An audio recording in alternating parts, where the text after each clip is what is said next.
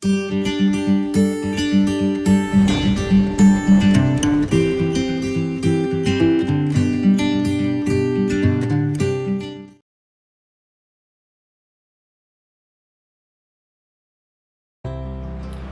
Friends, मैं doctor Kajal Mangukiya, gynaecologist, IVF specialist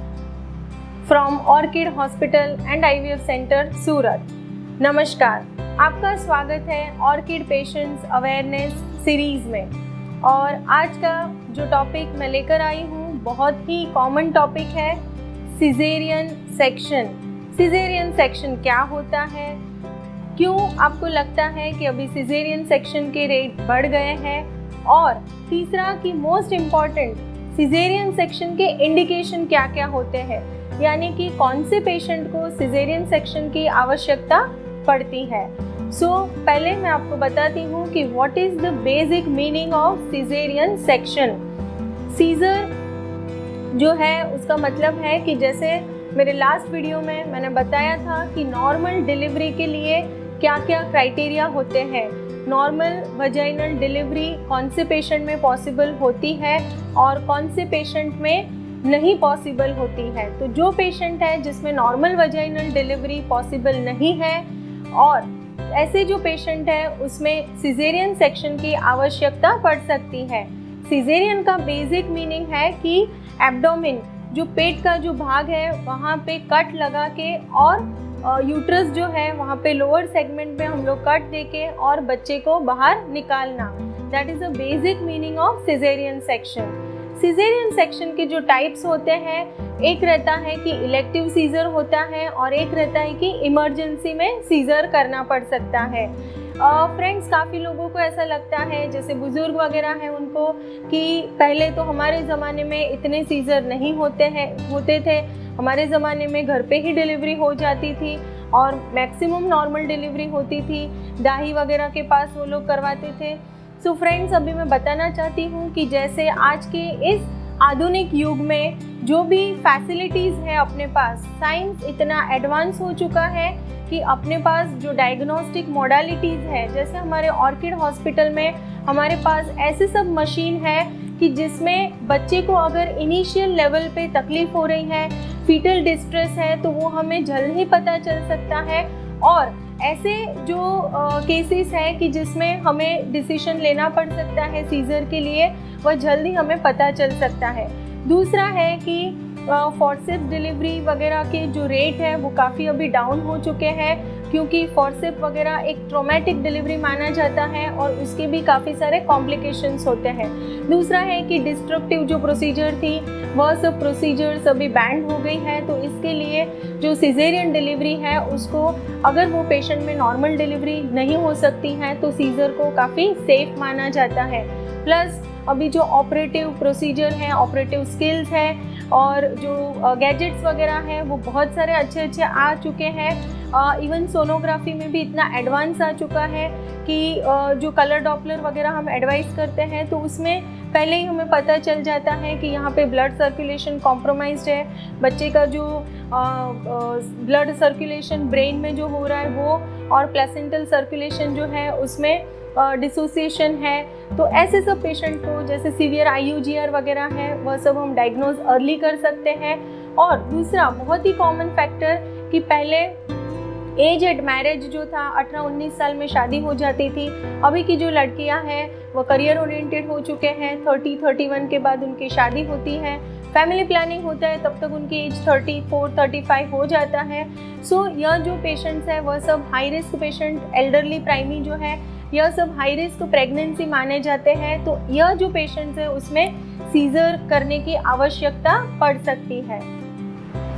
आइए अब डिटेल में बताती हूँ मैं कि सीजेरियन कौन से पेशेंट में और कब ज़रूरी होता है। तो जो इंडिकेशंस है सीजर के, वह मैं पहले तो डिवाइड कर देती हूँ कि मदर के रिलेटेड यानी कि मैटरनल इंडिकेशन, बच्चे के रिलेटेड यानी कि फीटल इंडिकेशंस, और तीसरा है कि माँ और बच्चे दोनों की वजह से भी कभी कभी मैटरनल एंड फीटल दोनों प्रॉब्लम साथ में अगर है तो ऐसे पेशेंट में भी सीजर इंडिकेट हो सकता है। तो पहले हम बात करते हैं कि मैटरनल, मदर के साइड से क्या क्या प्रॉब्लम्स ऐसे आते हैं कि जिसकी वजह से सिजेरियन की आवश्यकता पड़ती है, तो first and the most important is previous caesarean section. अगर माँ का पहले सीज़र हुआ है तो दूसरी बार, यहाँ पे मुझे एक बात याद आ रही है कि काफ़ी मेरे पेशेंट बोलते हैं कि मैम एक बार सीज़र हुआ तो दूसरी बार सीज़र ही होगा। सो यह एक मिथ है। एक बार अगर आपका सीज़र होता है तो दूसरी बार हमेशा हर पेशेंट में सीज़र की आवश्यकता नहीं पड़ती है। लेकिन अगर सीज़र का इंडिकेशन क्या है, अगर सीज़र का इंडिकेशन है कि केफेलोपेल्विक डिस्प्रोपोर्शन, यानी कि माँ का जो पेल्विस है वो नैरो है, बच्चे का जो हेड है वो बड़ा है या तो नॉर्मल साइज है लेकिन नैरो पेल्विस रहता है, जिसे हम केफेलोपेल्विक डिस्प्रोपोर्शन बोलते हैं, तो ऐसे पेशेंट में एक बार सीज़र ऑलवेज अ सीजेरियन आ सकता है। लेकिन अगर सीज़र के कोई इंडिकेशन है कि जिसमें बच्चे का जो डिस्ट्रेस हुआ है या तो बच्चे को नाल फंसा हुआ है, तो यह जो इंडिकेशन है वो बार बार सेम प्रॉब्लम नहीं आने वाली है। सो ऐसे पेशेंट में एक बार सीज़र हुआ है तो दूसरी बार अगर 2 साल के बाद उनकी डिलीवरी होती है, सेकेंड बच्चा जो वो कंसीव करते हैं, अगर मिनिमम 2 साल का गैप रखते हैं तो नेक्स्ट टाइम जब भी उनकी डिलीवरी होती है तभी हम ऑलवेज ट्राई कर सकते हैं नॉर्मल वजाइनल डिलीवरी के लिए। दूसरे जो पेशेंट्स हैं कि जिसमें एक मैंने बताया कि केफेलोपेल्विक डिस्प्रोपोर्शन है, या तो नीचे की जो जगह है जहाँ से नॉर्मल डिलीवरी होने वाली है, रास्ते में कोई ट्यूमर है, कोई मास है, जैसे कभी कभी हम देखते हैं कि सर्वाइकल फाइब्रॉइड है या तो सर्वाइकल कैंसर के जो पेशेंट रहते हैं, ऐसे पेशेंट में सीज़र की ज़रूरत पड़ सकती है। ऐसे जो पेशेंट है कि जिसमें पहले सीज़र हुआ है और अभी उनका जो प्रीवियस सीज़र का जो स्कार है वो बहुत ही वीक है और हमको लगता है कि यहाँ पे यूट्रस रप्चर हो सकता है, यूट्रस का जो स्कार है वो फट सकता है, तो ऐसे पेशेंट में भी सीज़र की आवश्यकता पड़ सकती है। दूसरे जो पेशेंट है कि जिसमें एंटीपार्टम हेमरेज, यानी कि डिलीवरी का जो समय है उसके पहले, लेबर पेन शुरू होने के पहले अगर उनको ब्लीडिंग शुरू हो जाती है, वह जो ब्लीडिंग है उसके काफ़ी रीज़न हो सकते हैं, जैसे कि एंटीपार्टम हेमरेज, यानी कि जो प्लेसेंटा है वो जब भी यूट्रस से सेपरेट हो जाता है तभी माँ को ब्लीडिंग शुरू हो सकती है, या तो अगर जो प्लेसेंटा है, जो मैली का भाग है वो गर्भाशय के मुख के ऊपर है, जैसे सेंट्रल प्लेसेंटा प्रीविया है, या तो दूसरे ग्रेड्स ऑफ प्लेसेंटा प्रीविया है लेकिन पहले पेशेंट को ब्लीडिंग शुरू हो जाती है, तो ऐसे पेशेंट में भी सीज़र की आवश्यकता पड़ सकती है। दूसरे काफ़ी सारे ऐसे पेशेंट हैं कि जिसमें मेडिकल डिसऑर्डर है, माँ को